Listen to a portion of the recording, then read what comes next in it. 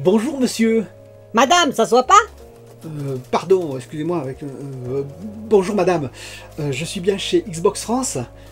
Bah c'est écrit là, hein. Oui, excusez-moi. Je suis venu, je vous explique. Je suis youtubeur. Ma chaîne c'est Le Bon, la Brute et le Geek. Encore un youtubeur. Ok, en fait, je suis venu parce que, voilà, il y a des journalistes, des youtubeurs qui ont reçu une Xbox Series X en essai et je me suis dit, bah pourquoi pas moi? Ok, on va prendre l'annuaire. C'est quoi ça? Bah ça c'est le classement de tous les youtubeurs en fonction des abonnés. Vous êtes tout? Ah d'accord, ok. Bon, bah, vous connaissez le joueur du grenier? Oui, vous êtes aussi vieux que lui, hein. Merci, sympa. Bon, Alors, combien d'abonnés? je suis un peu plus bas. Voilà. Un peu plus bas? Vous connaissez Julien Chiez? Non, je connais pas. Tu connais toi? Bah oui, tu sais bien, c'est le type qui a fait le piquet de grève pour avoir sa Xbox Series X ici. Ah oui, c'est vrai, je m'en rappelle, ouais, c'est vrai, il est resté là pendant 3 jours, hein. Bon, alors, Je suis un peu plus bas encore. un peu plus bas? Oui, vous connaissez Lusty? Non, je connais pas. Vous connaissez pas? Non.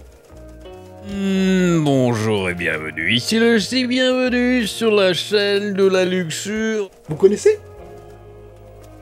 Non, visiblement vous connaissez pas. Il a 75 000 abonnés. 75 000? Mais t'entends ça? Ouais, ils confondent avec Carrefour ici. Hein. Vous êtes où? Moi j'en ai un peu plus de 7 000. 7 000? 7 000. 000? Ça veut dire non ça, hein.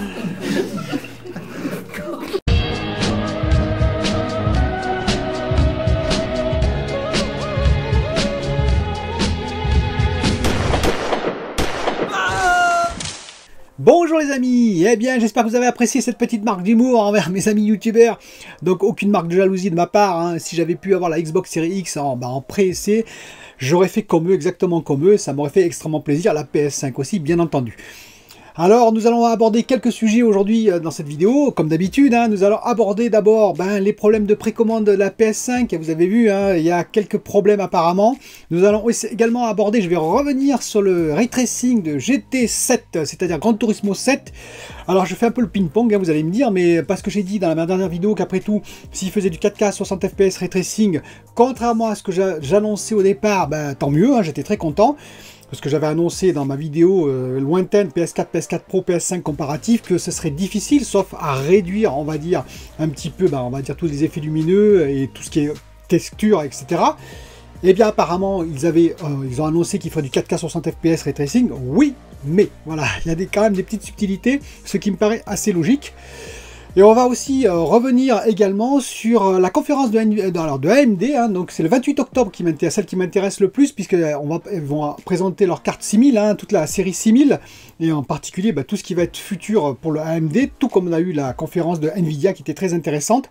Et j'en profiterai pour parler du 4K. Est-ce que c'est une bonne chose? Finalement, le 4K, on en reparlera.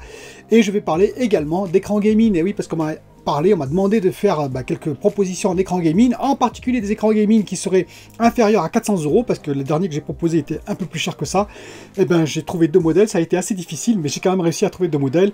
Mais avant tout, on va commencer à revenir sur les problèmes de livraison de la PS5. Vous avez vu, hein, en Allemagne en particulier, en Angleterre aussi, en Grande-Bretagne, et puis voilà, même Amazon en France, beaucoup disent que, alors il y en a qui ont été carrément annulés parce qu'il y a eu des problèmes dans les précommandes, c'est quand même un peu triste, hein. Et vous imaginez, vous avez précommandé, vous êtes tout content, et que là, quand vous annonce, non, ça marche pas, votre précommande, désolé, on vous rend les sous, il faut à nouveau que vous précommandiez. Voilà, ça fait pas très plaisir. Et Amazon a dit que voilà, la livraison le 19 novembre, je crois, pour la PS5, ce sera très difficile. Voilà, ce sera très difficile pour satisfaire tout le monde. Bon, alors, qu'est-ce que ça veut dire tout ça? Ça veut dire que soit Sony, ils ont très mal planifié, on va dire, leur plan de charge, leur plan d'exécution, hein, soit qu'ils ont été débordés par le nombre, on va dire, de gens, de personnes, de joueurs qui étaient intéressés par leur console.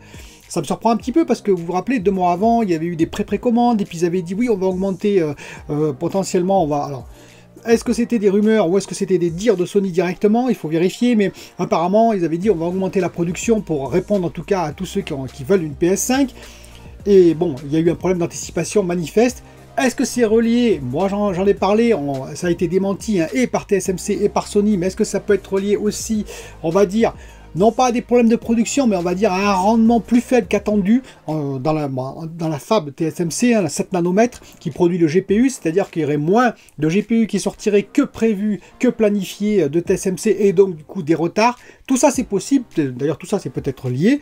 Xbox aurait été très surpris aussi hein, du succès de la Xbox Series X, et il faut bien l'avouer, puisque voilà, en rupture aussi, hein, mais eux ils avaient peut-être lancé un petit peu moins de Xbox, et eux ils annoncent que d'ailleurs toutes les, on va dire, les précommandes seront livrées à temps, ce qui est déjà une bonne chose.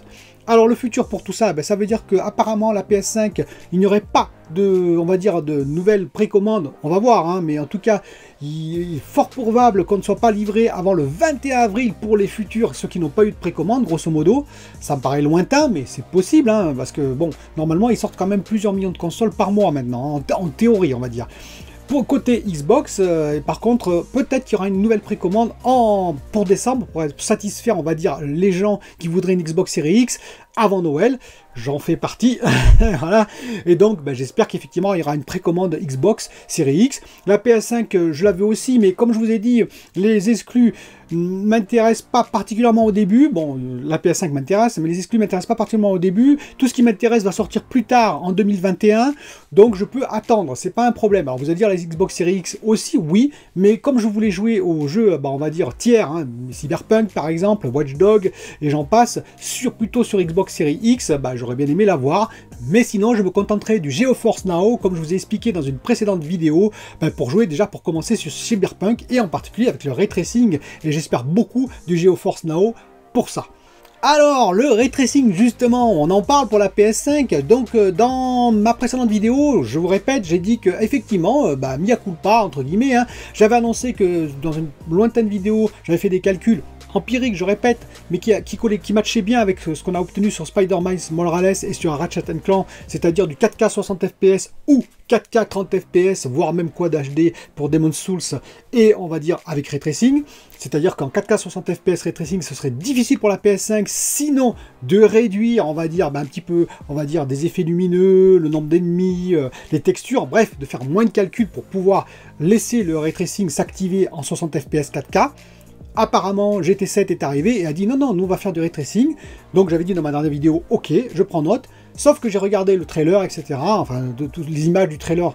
Et qu'est-ce qu'on voit? On voit du ray tracing, oui, mais quand même fortement limité, hein, dans des zones, on va dire, plutôt limitées, c'est-à-dire c'est pas du Global Illumination, mais ça, on s'en doutait, même la Xbox Series X aurait bien du mal à le faire. Et surtout, eh bien, il y a le cockpit, et oui, le cockpit, que vous voyez, qui mange toute une partie de l'image 4K finalement, et ce qui fait que ça réduit le nombre de calculs que doit faire le GPU. Et oui, moins de, on va dire, de pixels à calculer en temps réel. Alors, petite parenthèse, peut-être qu'il y a un mode, vous savez, extérieur, c'est-à-dire que vous pouvez voir la voiture de dehors, ce qui fait que là, par contre, il devrait tout calculer, je ne sais pas, il faudra voir, mais en tout cas, on va dire, dans le trailer qu'on a vu, c'est comme ça que ça se passe, et donc ça veut dire qu'effectivement, on ne calcule pas 4K en points, on calcule beaucoup moins, le ray tracing est assez limité, et Digital Foundry dit que, c'est possible, le ray tracing ne serait qu'en 1080p, c'est-à-dire que les zones où il y a le ray tracing, comme si finalement c'est de la réflexion, c'est-à-dire que ça ne doit pas être hyper détaillé, vous voyez, la réflexion sur l'eau, vous avez une image plutôt floue, pas la peine de faire du calcul 4K. Sur cette zone-là, on va faire du calcul 1080p, c'est-à-dire réduite, et ça donnera le même effet. Et ça, je trouve ça très très intelligent, entre parenthèses, parce qu'effectivement, oui, c'est pas la peine de faire du super calcul. Hein. D'ailleurs, comme c'est le VRS, hein, le Variable Rate Shading, hein, c'est pareil, c'est-à-dire dans des zones un peu en coin, etc., où l'œil n'est pas parce que là il est plutôt concentré sur le centre de l'image, sur le bord on fait une définition un peu moindre et ça permet de gagner en puissance de calcul. Et c'est un peu la même chose avec ce ray tracing qui serait adapté, on va dire, et qui baisserait en résolution que sur les zones où il y a le ray tracing. C'est tout à fait possible et c'est assez intéressant. On verra si c'est effectivement confirmé. Mais voilà, donc effectivement on peut faire du 4K 60 fps ray tracing sur la PS5, mais sous certaines conditions. Je vais maintenant venir sur la conférence du 28 octobre d'AMD. Il y a une conférence sur les CPU le 8 octobre, je la regarderai, mais je suis plus intéressé par celle du 28 octobre sur les GPU, sur les RX 6000. Hein. pour voir un petit peu qu'est-ce qu'ils vont faire pour contrer par exemple le DLSS 2.0. C'est surtout ça qui m'intéresse de Nvidia, parce que ça c'est très puissant. D'ailleurs je vais en discuter avec vous après pour le 4K.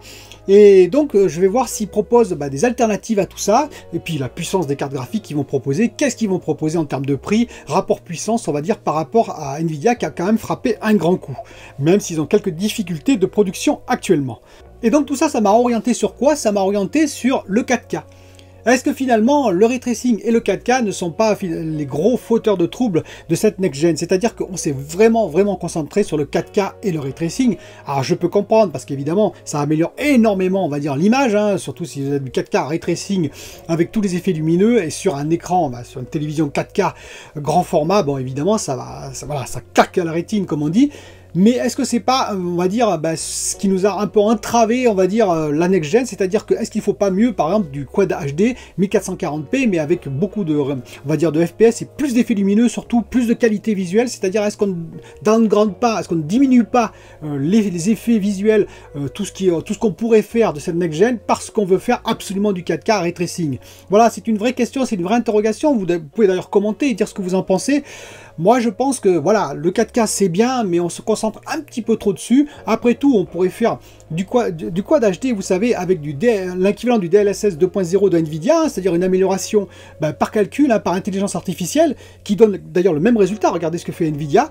Il part d'une résolution inférieure pour arriver à une résolution supérieure, et ça donne vraiment de très beaux résultats. Et beaucoup moins de calcul. Est-ce qu'on est nécessairement obligé de calculer les 4K et donc pour cela de diminuer tout le reste? Voilà, c'était ma question. Moi je préférerais finalement qu'on ait des jeux en Full HD. On a des très beaux jeux d'ailleurs entre parenthèses aujourd'hui. Alors oui, on est en next-gen, on va peut-être pas rester en Full HD. Je pense que des PCistes se moqueraient de nous beaucoup, mais ceci dit, on aurait pu se contenter du 1440p, voire d'une résolution artificielle, comme je vous ai dit, par un DLSS AMD, on va dire, amélioré, hein, qui nous permettrait d'arriver au 4K sans compromis sur tout ce qui est fait visuel, sur tout ce qui est nombre d'ennemis, sur tout ce qui est FPS et j'en passe. Et donc pour finir, on va arriver aux écrans gaming. Et oui, comme promis, j'ai commencé à regarder. Alors d'abord, je voudrais faire une précision. Vous êtes libre, je dirais, de regarder ce que je propose, mais de faire vos propres recherches dessus. Hein. Voilà, c'est-à-dire que peut-être il y a des choses qui ne vont pas vous plaire sur l'écran que je vous propose. Peut-être que ce que je vous propose, il y a quand même des défauts que je n'aurais pas vus. C'est important que vous fassiez votre propre opinion en regardant en particulier les avis des consommateurs qui ont ces écrans. Alors celui qui met une étoile parce qu'il a été livré en retard, c'est pas très intéressant. Hein. Mais celui qui met une étoile parce qu'il a eu de vrais problèmes, voilà, c'est intéressant de le lire. Par exemple, il y a surtout des problèmes récurrents. Par exemple, je vais vous parler du Sony XH90, vous savez, le Special Game PS5, on va dire, l'écran de Sony, hein, le téléviseur, excusez-moi, de Sony. Eh bien, cet écran, il y a pas mal, quelques, on va dire, utilisateurs qui ont reporté qu'il avait des coins un peu plus lumineux que le reste de l'image et que ça les dérangeait. Alors, beaucoup de monde ne le voit pas, hein, c'est-à-dire que c'est quand même relativement faible comme effet, hein. Donc il y a beaucoup de monde qui c'est parfait pour eux, l'écran est superbe, mais certains non l'ont remarqué et font excusez-moi le terme, une fixette comme on dit dessus ces coins un peu plus lumineux. Et bien ça, c'est quand vous lisez les avis des utilisateurs qui reportent ça, ça veut dire vous le voyez une fois, 2 fois, 3 fois, 5 fois, vous dites ok, c'est donc un problème récurrent de cet écran. Et bien c'est intéressant sur les écrans que je vais vous proposer de voir s'il y a des problèmes récurrents. En tout cas, le premier écran que je vous propose, c'est un MSI Mag 272 CQR, si je ne me trompe pas, parce que voilà, les noms, hein, c'est pas des noms évidents. Donc c'est un 27 pouces, hein, c'est une dalle VA, donc c'est une dalle plutôt directive, mais qui a l'avantage de proposer, on va dire, des contrastes un peu plus profonds. Je crois que c'est 2350 sur 1 le contraste, ce qui est déjà pas trop mal. Ça propose aussi des couleurs, on va dire, un peu plus vives qu'une dalle IPS. Par contre, l'angle de vision est un peu plus réduit, mais comme c'est un écran gamer, que vous êtes normalement pas à 3 mètres de distance, c'est pas trop le problème, je pense. Ça veut dire c'est pas une télévision familiale, hein, un téléviseur familial où tout le monde doit se mettre dans la même pièce. Là, vous êtes seul devant votre écran. Il propose le FreeSync et le G5, ça c'est intéressant. Il est à moins de 400 €, il est à 389 € si je ne me trompe pas. Alors évidemment, il est plus proche de 400 € que de 300, hein, mais j'ai essayé de trouver. Il n'est pas évident, vous savez, de trouver des écrans. Je précise, il est 1440p, donc de trouver des écrans, on va dire 1440p, G5, FreeSync, parce que moi je trouve que c'est assez indispensable avec les consoles, en particulier le FreeSync, puisque les deux consoles le possèdent, hein, la PS5 et la Xbox Series X, donc il faut le FreeSync. pour, vous savez, tous les problèmes de déchirure d'écran potentiels si on a des FPS variables, qui tourne à 144 là, FPS entre parenthèses, hein, donc ça veut dire c'est un écran qui turbine, hein, donc on peut aller jusqu'à 120 FPS sans problème avec la PS5 ou la Xbox Series X, le jour où on aura des jeux qui tourneront à 120 FPS, ça c'est une autre histoire. Et qui en plus a des, on va dire, des données correctes en termes de gaming, parce que n'oublions pas, la rémanence est de 7 millisecondes, ce qui est quand même pas mal, et l'input lag de 11 millisecondes, ce qui est quand même très bien. Ça veut dire que ça vous permet de jouer pleinement à des jeux comme Call of Duty en réseau, etc., etc. Pour les gamers, vous voyez, qui sont en multijoueur. Donc c'est un écran qui a une belle image en plus, qui est correct, qui a un contraste correct. Bon, HDR, oui, mais malheureusement, je dirais que l'HDR, alors si le contraste est pas trop mal, donc je pense que le contraste, l'HDR est utilisable sur cet écran. À voir quand même, car il faut savoir qu'il faut un contraste assez important et surtout une luminosité en pic assez importante, même importante, pour profiter pleinement du HDR. Sinon, le HDR ne sert à rien. Il faut le savoir, hein. La luminosité pic est très importante pour le HDR. Mais c'est un écran qui est très correct pour ce prix-là. Le deuxième écran que je vous propose, c'est un AOC Q3279 VWF, merci les noms, hein. Et donc c'est un écran de 32 pouces, et oui, Quad HD 1440p, ce qui est assez intéressant, FreeSync, donc compatible PS5 Xbox Series X, en plus c'est une dalle VA, c'est intéressant, qui a un contraste très bon, 4510 sur 1, donc c'est vraiment un contraste très bon, ça permet en particulier avec l'HDR de profiter pleinement. Il a en plus un input lag, je crois une rémanence de 10 et un input lag qui doit tourner autour de 13 millisecondes, donc c'est très bon aussi. Il faut savoir qu'il a un seul petit défaut, et oui, parce qu'à ce prix-là, vous allez voir le prix, eh bien c'est que il est campé, on va dire, entre guillemets, à 60 Hz, c'est-à-dire qu'il ne peut pas aller au-delà de 60 Hz, et non, ce n'est pas un écran 120 Hz. Donc tout dépend de l'utilisation que vous avez et que vous faites de cet écran. Mais c'est un écran de 32 pouces, hein, donc un plus grand écran, qui a une image qui est tout à fait correcte en plus, et le prix donc, eh bien, il est à moins de 300 €, et oui, il est à 220 € même, donc c'est pas cher du tout. Alors, il faut bien regarder donc s'il a potentiellement des défauts, mais je vous dis, apparemment, l'image est correcte, il est FreeSync, je le répète, il est donc, il est 1440p, ce qui est intéressant, 32 pouces, donc pour ce prix-là, c'est assez exceptionnel. À voir, regardez cet écran si vous êtes intéressé. Alors cette vidéo est finie, je précise qu'à la fin je vais mettre le teaser d'un de mes livres, le dernier qui va sortir en octobre, le 15 octobre, qui est en précommande, c'est un peu comme la PS5, alors c'est pas pour vous appâter, c'est simplement qu'il y a des abonnés qui m'ont demandé où trouver mes livres, comme ça avec ce teaser vous allez directement, après vous verrez la maison d'édition, vous allez directement sur la maison d'édition et ce sera plus simple pour précommander par exemple. Je vous rappelle qu'il est en précommande, donc c'est comme la PS5, mais il ne sera pas en rupture de stock, contrairement, malheureusement d'ailleurs, contrairement à la PS5. Je vous dis à bientôt pour une autre vidéo.